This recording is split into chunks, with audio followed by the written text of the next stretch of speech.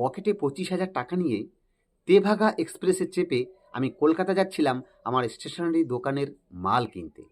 এইবার আমি তো লোকাল কামরায় উঠেছি, উঠে দেখি লোকজন কম। আমি করলাম কি, বাংকারে উঠে শটান হয়ে শুয়ে পড়লাম। পরের স্টেশনে দুটো সুন্দরী মেয়ে ওই কামরায় উঠে আমি যেখানে শুয়েছিলাম তার নিচের সিটে এসে বসল। এইবার ওই দুই বান্ধবীর কথোপকথন হচ্ছে, আমি শুনতে পাচ্ছি। এক বান্ধবী আরেক বান্ধবীকে বলছে, বান্ধবী তুই কেমন ছেলেকে বিয়ে করবি? আমি আমি কোটিপতি ছেলেকে বিয়ে করব। যদি কোটিপতি ছেলে না পাস, হ্যাঁ, যদি না পাই তাহলে 50 লাখের দুটো ছেলে হলেও চলবে। যদি তাও না পাস, যদি তাও না পাই তাহলে 25 লাখের 4টা ছেলে হলেও আমার চলবে। তাদের এই কথা শুনে আমি আর শুয়ে থাকতে পারলাম না, উঠে বসলাম। বসে ওই মেয়ে দুটোর দিকে তাকিয়ে বললাম, এই যে শুনুন, আপনাদের এই দরদাম যদি 25 লাখ থেকে 25,000-এ নামে তখন আমাকে একটু ডেকে তুলবেন, কারণ 25,000 হলে আমি এক্ষুনি রাজি আছি। বিকেলবেলায় হাবাগোবা বৌমাকে তার শাশুড়ি জ্ঞান দিচ্ছে, বৌমা তুমি আমাকে শাশুড়ি মা বলে ডাকবে না, নিজের মায়ের মতো শুধু মা বলে ডাকবে।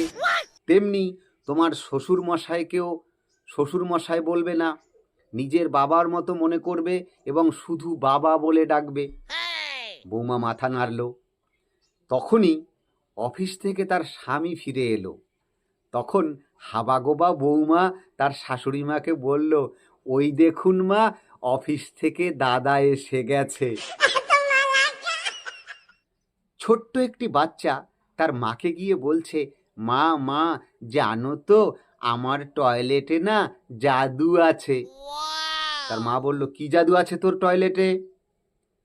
জানো তো, আমি যখন টয়লেটের দরজাটা খুলি তখন টয়লেটের মধ্যে আলো জ্বলে ওঠে, আর যখনই দরজাটা বন্ধ করে দেই তখনই আলোটা আবার ধপ করে নিভে যায়। এ কথা শুনে তো মা রেগে গেল, চোখ বড় বড় করে বলল, হারামজাদা, তুই আজকেও ফ্রিজের মধ্যে পেচ্ছাপ করে এসেছিস? বাংলার শিক্ষক বল্টুকে জিজ্ঞেস করলো, বল্টু, ওই রাখাল বালক আর বাঘের গল্পটা তুই জানিস? বল্টু বলল, হ্যাঁ স্যার জানি, অনেকবার পড়েছি। তখন বাংলার শিক্ষক বললেন, তা ওই গল্পটা থেকে বাবা বল্টু আমরা কি শিখতে পারি? স্যার, ওই গল্পটা থেকে আমরা শিখতে পারি, যতদিন আমরা মিথ্যে কথা বলবো ততদিন আমাদের সঙ্গে লোকজন থাকবে, আর যখন আমরা সত্যি কথা বলবো তখন আমাদের কথা কেউ শুনবে না।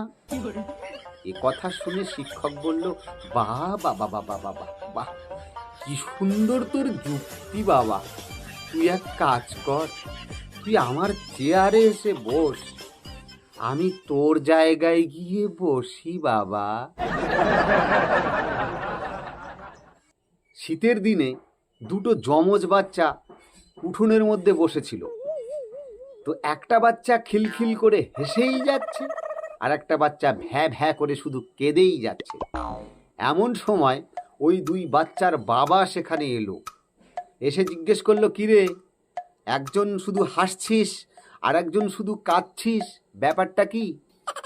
বাবার এই প্রশ্ন শুনে রান্নাঘর থেকে তার মা বেরিয়ে এসে বলল, আর বলো না, এই সকালবেলা ওদের স্নান করাবো, তা ভুল করে একজনকেই 2বার স্নান করিয়ে দিয়েছি, তাই ও শুধু ভ্যা ভ্যা করে কাঁদছে আর অপরটা খিলখিল করে হাসছে।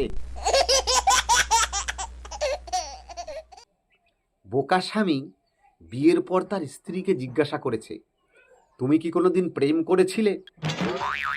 স্ত্রী বলল, হ্যাঁ করেছি। কি, তুমি প্রেম করেছো? তুমি কার সাথে প্রেম করেছো তার নাম ঠিকানাটা আমাকে দাও, আমি ঘুষি মেরে তার নাক ভেঙে দিয়ে আসি।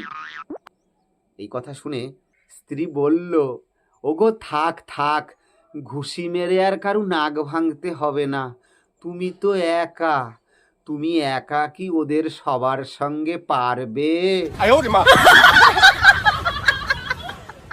একটা ছেলে এক সাধু বাবার পায়ের উপর গিয়ে পড়লো, সাধু বাবা আপনি আমাকে বাঁচান। বলে কি হয়েছে? সাধু বাবা, আমি একসঙ্গে দুটো মেয়ের সাথে প্রেম করি, দুটো মেয়েই এখন আমাকে বিয়ের চাপ দিচ্ছে, আমি কি করব বলুন। কি করবি মানে? দুটো মেয়ের সঙ্গে প্রেম করেছিস, দুটো মেয়েকেই বিয়ে করে ফেল। হ্যাঁ, কি বলছেন আপনি? দুটো মেয়েকেই বিয়ে করে ফেলবো?